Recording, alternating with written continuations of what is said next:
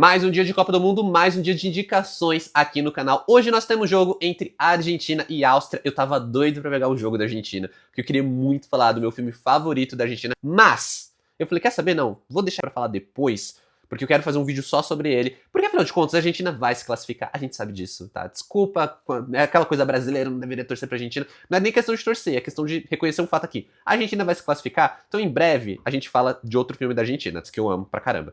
Hoje, nós vamos falar de outra dica, que é o filme O Segredo de Teus Olhos. É o Secreto de Sus Ojos. O filme de 2009, dirigido pelo Juan José Campanella. Campanella? Gente, não manjo muito de espanhol. Que na história segue um ex-investigador criminal, um investigador criminal já aposentado, que é o Benjamin Espósito, interpretado pelo Ricardo Darín, que ele está escrevendo um livro sobre um caso que ele investigou quando ele ainda trabalhava, que ele nunca conseguiu resolver. Então é aquele caso que ficou em aberto, aquele caso que meio que perseguiu ele, porque ele nunca teve a conclusão de fato, né? E nunca teve aquele fechamento. E agora, escrevendo um livro sobre o caso, né? Escrevendo um romance baseado no caso, ele decide ir atrás e ver o que ele consegue trazer de informação, né? E nisso ele acaba esbarrando em algumas figuras como uma antiga parceira ali de trabalho, porque ele foi apaixonado, e também sobre o viúvo de uma mulher que foi a vítima assassinada, que foi justamente o caso que ele nunca conseguiu, né, descobrir, que ele nunca conseguiu resolver. Esse é aquele tipo de filme que a gente indica, e eu acho que ele já meio que cria uma expectativa muito específica, né, que é um filme criminal, um filme de investigação, nesse caso, aquela coisa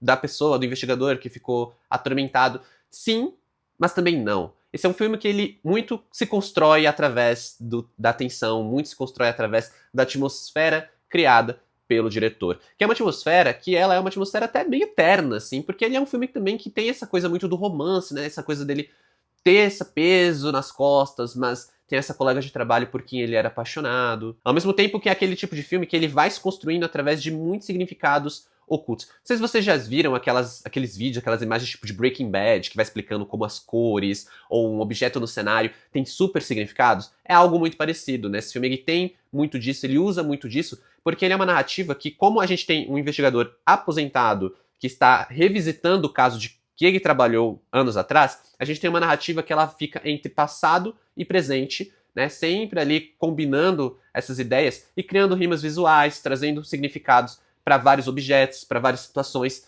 de maneiras que existe ali, eu não diria que uma ambiguidade, mas sempre um duplo sentido em várias dessas coisas. Isso vai criando uma narrativa que ela não é apenas muito envolvente, né? A gente fica ali muito tentando entender qual vai ser o desfecho da coisa, como que vai funcionar essa questão de ele vai encontrar um final pro caso, como isso vai afetar o livro dele, como que isso vai afetar a própria vida dele, né? Porque é um cara que ficou atormentado e nunca conseguiu escapar daquele passado, de uma forma que vai criando uma antecipação, vai criando uma panela de pressão prestes a explodir, que resulta em um desfecho, assim, arrebatador. Eu acho que é um desfecho que você fica meio sem fôlego quando você assiste, sabe? Você não consegue nem pensar direito quando o filme acaba. Obviamente eu não vou contar aqui, mas fica a indicação pra você assistir. Filmaço argentino, vale muito a pena ver. E antes de eu falar do filme da Áustria, já entendeu, né? Se você não tá inscrito aqui no canal, já se inscreve. Eu vejo que muita gente tá me assistindo e não tá inscrito, hein? Então já aproveita pra se inscrever. Se você ainda não me conhece, aqui quem fala é o Adam. Tô sempre falando de filmes aqui no canal. E estamos em especial Copa do Mundo. E como eu não manjo de futebol,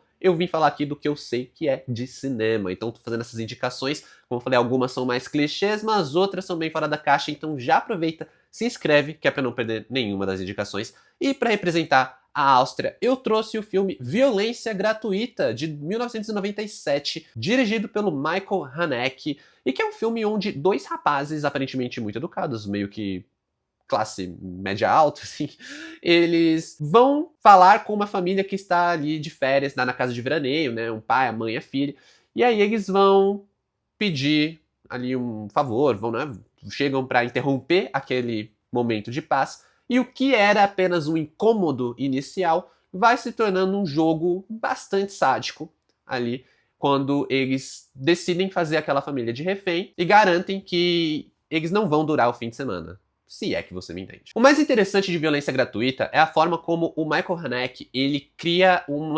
ambiente, assim, de crítica ao espectador que está assistindo, sabe? Até pelo nome do filme, Violência Gratuita, ele cria essa coisa, assim, uma certa expectativa do que a gente vai assistir. Gente que gosta de filme de terror, a gente que gosta de filme de ação, a gente que gosta de filmes Mesmo em filmes de super-heróis, onde existem violências gratuitas, sabe? Cidades são destruídas e a gente tá, uhul, super-heróis. E aqui ele cria um pouco dessa questão, né? Ele cria essa antecipação, ele cria essa expectativa que ele vai desconstruindo no decorrer do filme. O filme inteiro é uma crítica a essa coisa da romantização da violência, né? O filme ele não mostra cenas violentas, de fato, ele tenta deixar a violência sempre em segundo plano, sempre fora da tela, enquanto ele aposta muito mais na tensão psicológica da coisa, né? Então, é uma coisa meio torturante de assistir, porque ele é um filme de terror psicológico, ao mesmo tempo que aquele payoff, né, aquela violência que a gente espera de um filme de ação, de terror, como eu falei, nunca acontece de fato. Então ele vai subvertendo o papel da violência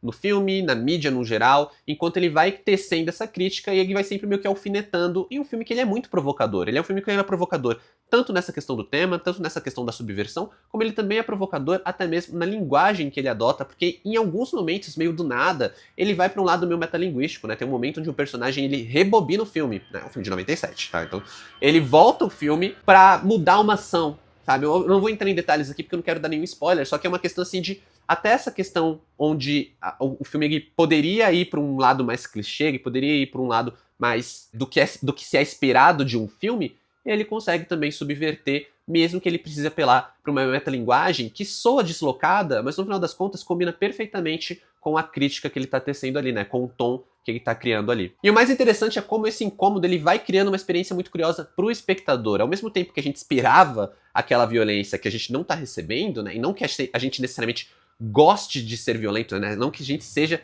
seres violentos, mas quando a gente fala de mídia, de cinema, de arte, a violência ela incomoda menos. Então a gente meio que espera isso e a gente não recebe.